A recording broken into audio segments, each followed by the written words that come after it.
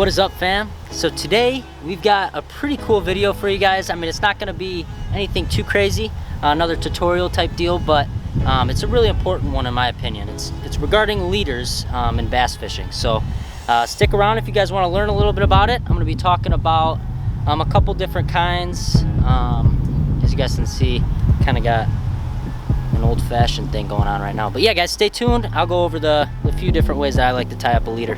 Alright guys, so this first leader that I wanted to just share with you guys is basically just a barrel swivel leader. And I just like to tie on like 12 to maybe 18 inches at most of fluorocarbon at whatever, pound test you choose for wherever you're fishing. But the main reason why I like this one is just because if I do get hung up, I'm not at the mercy of this braid and I'm able to break off at least, the fluorocarbon leader, and I'll get maybe back the barrel swivel and all my braided back, all my braided line back, which is, really what you want as the main line. So you want your main line to be full and you want it to be there. So definitely either go with like a barrel swivel, or the second option is what I like to call the most versatile, yet also, I would say, useful presentation to do a leader. And this is the most common one that I use, is I'll typically find a line that's got a typical or like a very similar diameter to the main line that I'm using for the double uni knot that I like to do. But you can use other knots for other types of different diameter. So if you're doing like a 60-pound braid to like, whatever. I'm not even gonna give it an example because I can't think of one. But if I'm doing a 15-pound braid, which is what I've got right here, the thickest fluorocarbon I like to do with the double uni knot is about an 8-pound fluorocarbon line. The diameter works for it, I think, pretty well. I don't have very many issues with it. And the property about the fluorocarbon that is really unique when paired up with braid is the fact that it sinks. So the fluorocarbon will sink while the braid actually floats in the water. So the perk of that is to make that fluorocarbon, the braid is your high vis, if you want it to be your moss green, your high visible line that's floating on top of the surface of the water. And that fluorocarbon, wherever it's linked up to, whether it be a barrel swivel in 12 to 18 inches, or whether it be, a 9-foot, 12-foot, 15-foot fluorocarbon leader.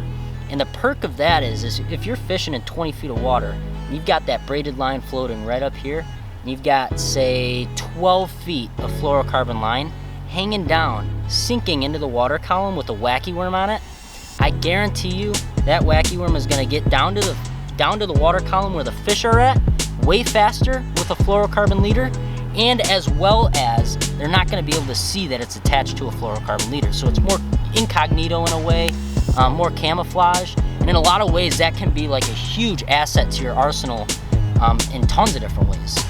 But the main thing, like I was saying, is the fish won't be able to see it, so it's incognito. And then on top of that, you can see the line crystal clear on top of the water. So like it's basically like a line indicator. And as a bass fisherman, I mean, that does it a lot. Like, I realize that these fish really like to pick up the baits when there is no tension on the line whatsoever. And I'm talking legitimate slack line.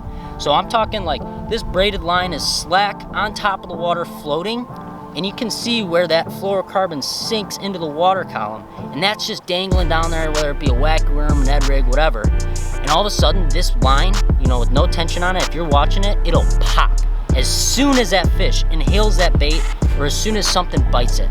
And when that line pops or moves to the right or moves to the left, that's a line indicator. So that's what I call like the best line indicator move you could possibly have, because if that line is moving left, wheel it to the right, pin that hook into that fish to the right. You know exactly where he's swimming. Pin that hook back to where he's not swimming, where it's not going to rip out of his mouth, and vice versa. If he's swimming, if you see your line moving to the right, rip it to the left. Rip it to the left and set that hook home. And I guarantee you will catch 10 times more fish doing that than you would if you were to just tie up, a braid to wacky worm hook and just fish a wacky worm straight braid. Trust me, I get those lazy bones in my body sometimes and I don't want to do it, but over time, it will definitely impact the amount of fish you catch and the amount of PBs you catch, and just ultimately your success and confidence out on the water. So, you know, I started to realize, you know, it's not whether or not if I want to tie on a leader, it's whether or not I want to have the confidence, and whether or not I want to honestly fish with full, there's no other word, full confidence. And confidence is key when you're out here fishing. If you don't have confidence, if you don't have confidence in the bait you're throwing, if you don't have confidence in the line that you've got on your reel, I mean, all in all, it's gonna end up failing you. And over time, if you're a fisherman that's been doing it for a long time, you just know confidence comes down to success. It all relates to success. So if there's one thing you can take from this video, it's not only just the fact that, you know, if you got a braided main line, you should definitely tie on a fluorocarbon leader.